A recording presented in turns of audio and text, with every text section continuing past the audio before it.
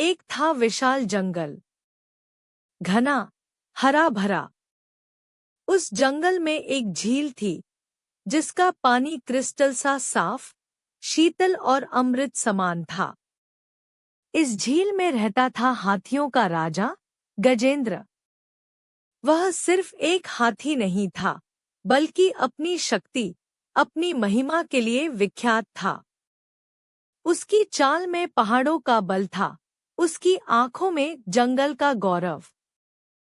एक दिन गर्मी अपने चरम पर थी। गजेंद्र अपने पूरे झुंड के साथ, पत्नियों और बच्चों के साथ उस शीतल सरोवर की ओर चला। पानी में उतरते ही उनकी थकान पल भर में दूर हो गई।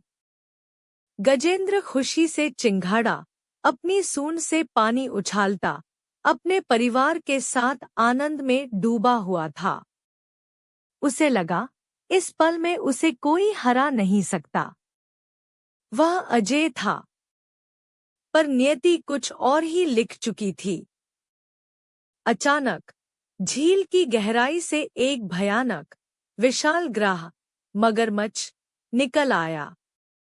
उसकी पकड़ लोहे सी मजबूत थी। पलक झपकते ही उसने गजेंद्र का एक पैर अपनी पैनी दाढ़ों में कस लिया। गजेंद्र चौंक गया। यह क्या? उसकी सारी शक्ति जैसे एक पल में छिन गई। गजेंद्र ने अपनी पूरी ताकत लगाई। उसने सोचा, यह तो बस एक ग्राह है, मैं इसे अभी मसल डालूंगा। वह खींचा, लड़ा, अपनी सूंड से वार किया। पानी में हाहाकार मच गया। ग्राह भी कम नहीं था। वह झील के गहरे पानी का स्वामी था और उसकी पकड़ बढ़ती ही जा रही थी। घंटों, फिर दिन, यह संघर्ष चलता रहा। गजेंद्र के सारे साथी, उसकी पत्नियां, उसके बच्चे, सबने उसे बचाने की कोशिश की, पर वे असहाय थे। ग्राह की पकड़ इतनी मजबूत थी कि कोई उसे छुड़ा न सका। 1, 2, 3, कई दिन बीत गए। गजेंद्र की ताकत चुकने लगी। उसका शरीर शिथिल पड़ने लगा। उसके साथी, जो कभी उसे घेर कर चलते थे, धीरे धीरे उसे छोड़कर चले गए। उसकी पत्नियों की आंखों में आंसू थे, पर वे भी कुछ न कर सकीं। गजेंद्र अब अकेला था। पानी में डूबा हुआ, मगरमच्छ की पकड़ में जकड़ा हुआ, मृत्यु के मुंह में। उसकी आंखों के सामने अंधेरा छाने लगा।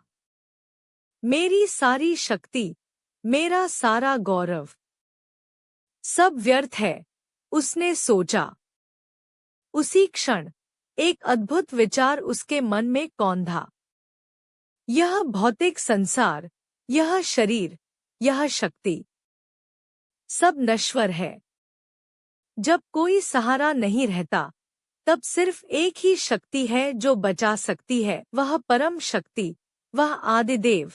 उसे अपने पूर्व जन्म की कुछ धुंधली यादें आईं, जब वह एक भक्त था जो निरंतर भगवान का स्मरण करता था।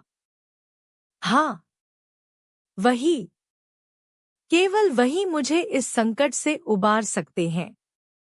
एक गहरी सांस ली गजेंद्र ने। अपनी सूंड में एक कमल का फूल उठाया जो अभी भी झील में खिला था। आंखों से आंसू बह रहे थे, पर इस बार निराशा के नहीं, बल्कि समर्पण के। उसने अपनी सारी चेतना को उस परमपिता परमात्मा की ओर केंद्रित कर दिया। दर्द में, अकेलेपन में उसने पुकारा, हे आदिदेव, हे अनंत, हे अकारण करुणामय, मैं असहाय हूँ, मेरी रक्षा करो। इस भवसागर से मुझे पार लगाओ। उसकी पुकार एक बच्चे की माँ को पुकारने जैसी थी, हृदय के सबसे गहरे कोने से निकली हुई। ब्रह्मांड में वैकुंठ में भगवान विष्णु ने वह पुकार सुनी। एक भक्त की सच्ची पुकार पीड़ा में डूबी हुई। वे जानते थे कि उनका भक्त संकट में है। एक पल भी नहीं रुके। अपने प्रिय गरुड़ पर आरूढ़ होकर वे वेग से पृथ्वी की ओर दौड़े। उनके हाथों में सुदर्शन चक्र चमक रहा था। सरोवर के ऊपर आकाश में एक दिव्य प्रकाश फैल गया। गजेंद्र ने अपनी धुंधली आंखों से ऊपर देखा। वहां गरुड़ पर विराजमान चतुर्भुज भगवान विष्णु। उनके चेहरे पर अद्भुत शांति और करुणा थी। बिना एक पल की देरी किए भगवान ने अपना सुदर्शन चक्र चलाया। बिजली की गति से वह चक्र चला और ग्रह के सिर को धड़ से